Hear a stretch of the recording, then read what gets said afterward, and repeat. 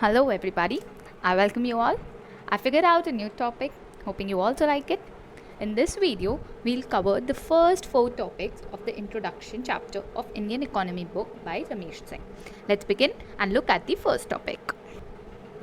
Economics is called a dismal science. What do we mean by this word dismal science? A depressing and a poor science. Also, economics has been criticized for being a kind of riddle for common people to comprehend. Also, that is why it's called a failed science. However, the invaluable role that economics play makes a world better place for humanity. So this was about economics. Then we see the second topic. Let's know how economics is defined. Economics says that it studies the economic activities of the human being. This is the basic definition. We can see other definitions here. Economics is the study of how societies use scarce resources to produce valuable commodities and distribute them among different people. Now, when it says societies, what do we mean by societies? Who are the people here who are involved in these societies? It is individuals, or we can call firm or governments and other organizations. So these people are there who use these scarce resources that is provided by nature or any other valuable resource. And what does it do? It somehow manufactures, produces to produce valuable commodities, and then it distributes them among different people who require different commodities at different time. So, in short, it is the study of how society uses its scarce resources. But when we saw that economics study economic activities of the human being, what do we actually mean by these economic activities?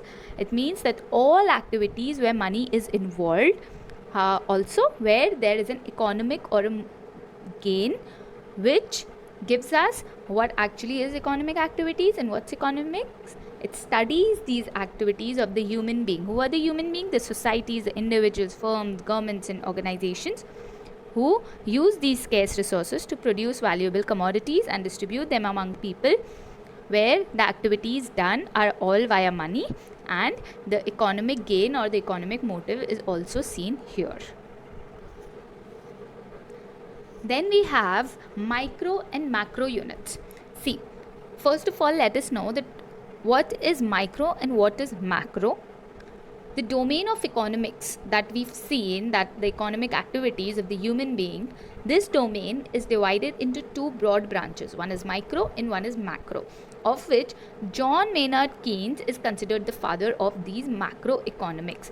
But what do we actually mean by both terms? See, macroeconomics deals with the big picture, and microeconomics deals with the smaller picture.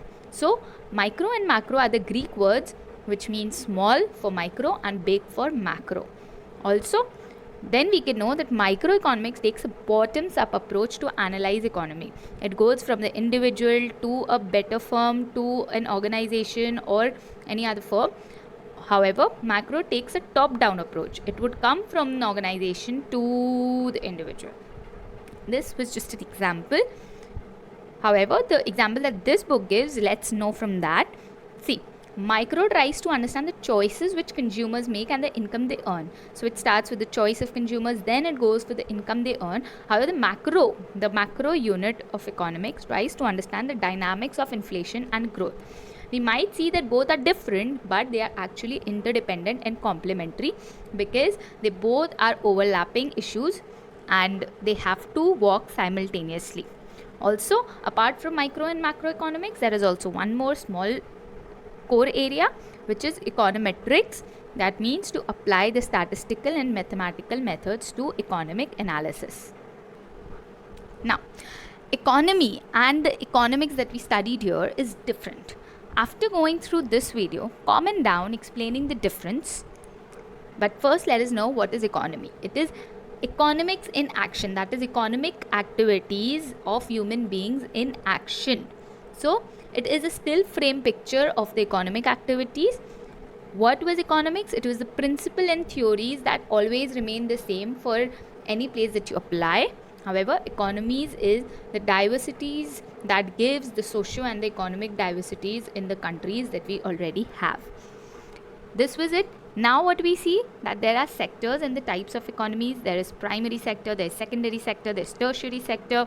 We have a quaternary sector and a quinary sector. And then we have stages of growth. I don't think we'll have to go through that. You can give it a read. It's not that important. Now, these were the 5 sectors. Let's quickly go through it. Primary sector makes the activities that takes place while exploiting the natural resources. So we have the natural resources here. In secondary sector, we have the raw materials that's extracted out of these primary sector, and then it is processed. Then we have tertiary sector where services are produced. So this was natural resources, this was raw material from here and then processed, and tertiary sector is services. And then quaternary is the knowledge sector where the activities are related to education, research, development.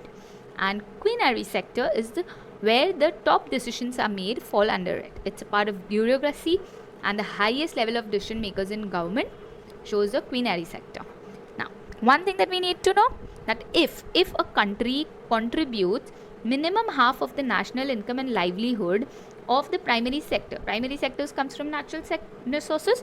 So what is one sector that uses the whole of the natural resources? It's agriculture sector. So when agriculture sector contributes minimum half of the national income and livelihood in a country, it is called an agrarian economy. When the secondary sector brings in minimum half of the national income and employment, it is called an industrial economy. Why? Because the industry processes the raw materials provided, which we get from primary sector. So primary sector includes the natural resources, so agriculture sector, so it's called agrarian economy. When secondary sector is there, it uses raw materials, processes it. Who does that? Industry, so it's called industrial economy. And when the tertiary sector is there, then we see that this sector contributes minimum half of the national income and livelihood in the country. How? The services, that is the education, healthcare, banking, communication, etc. So all of this included, when all of these contribute to more or equal to half of the national income and livelihood, it is called service economy. Then these two sectors also came up, the quaternary sector and the quinary sector. We've already gone through that. This is it. I'll soon meet you in the next video continuing this. Stay healthy, stay safe, study well, manage time. Thanks for watching.